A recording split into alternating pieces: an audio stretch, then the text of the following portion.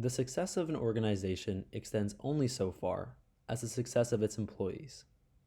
Here at Funky Co., we firmly believe this to be true and use this statement as a guiding philosophy when it comes to managing human resources. Funky Co. is a company containing roughly 600 employees with 5 different employee levels within its hierarchy.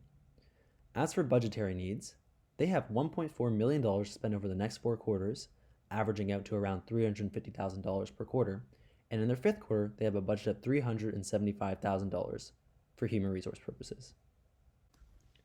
Moving on to the overview of the incident, Ted is Chris's supervisor in the firm, and recently, Ted gave Chris, who is a female employee, an ultimatum to join him on a 3-day technical conference or else he will give Chris a poor appraisal.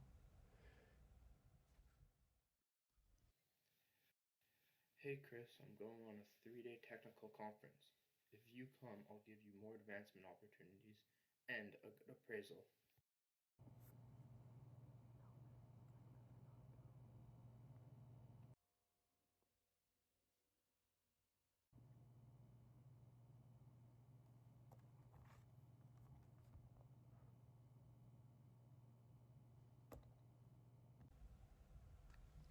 This has been brought to management's attention at the same time that it was found out that Chris lied about her college experience when she applied to the company. Chris feels that her performance evaluation was unfair and biased by Ted, whereas Ted feels that Chris lied about her application and she should be severely punished for it. In this instance, both Ted and Chris want each other fired. Before making a final decision, we have created decision criteria to help analyze the matter more objectively. This is the following. Disciplinary action is being considered for both Ted and Chris. For Ted, disciplinary action can be taken to respond for his unprofessional ultimatum to Chris. And for Chris, disciplinary action can be taken to respond to her blatantly lying about her college credits when applying to the company. For both Ted and Chris, the company can choose to terminate, write a written warning, do nothing, or any combination that we may choose between the two of them.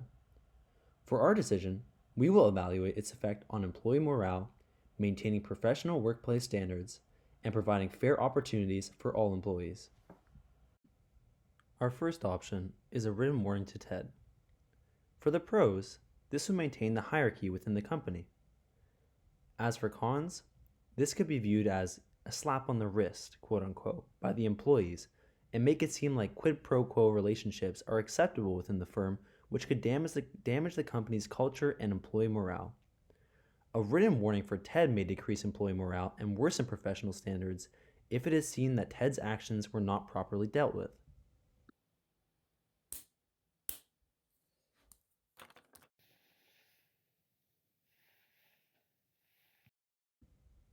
Option number 2 is to terminate Ted. The pros of this option are that it would alleviate Chris's concerns of continuing to work with Ted. It sets a strong precedent for maintaining professional workplace relationships. The cons of this option is that terminating Ted would leave a gap in a key management position within the company. It is also important to note that Ted has worked there for a long period of time, especially compared to Chris. This would be both timely and expensive to fill, while Chris would need a new supervisor, along with the other employees. This decision overall would provide Chris with a fair supervision and demonstrate high company standards when it comes to professionalism. Option number 3 is to give Chris a written warning. The pros of this option is that it could help maintain employee morale and help strengthen the company's culture as it shows that we value high-performing employees. The cons of this is that it could set a precedent that lying is tolerated within the company, and this would negatively influence the relationship between management and employees, and could also make the hiring process more difficult. This decision would potentially decrease workplace standards by signaling that lying on the application is tolerable. However, it may improve the relationship between other employees and management as it reinforces the fact that good job performance is more important than where you went to school. Option number 4 would be to terminate Chris. The pro of this option is that it would demonstrate that there's no tolerance for any type of lying within the company, which could potentially prevent lying in the future and future applicants. The cons of this option is that the relationship between management and employees would be negatively impacted as the authority that managers hold would be put into question. Terminating Chris would set a strong precedent for the company's zero tolerance for lying on the application. However, employees may feel that Chris was not only treated poorly by Ted, but also by upper management. It would also take time for the company to fill Chris's position again and would strip her of an opportunity in the company where she was performing well. Moving on to our conclusion, the decision that we chose in the end was to terminate Ted and to give Chris a written warning. If we merely gave Ted a written warning, this could potentially create a culture of harassment at the firm. This goes against our decision criteria, as it would reduce employee morale and create an unprofessional and unsafe environment for employees. Thus, terminating Ted was the most sound option we found.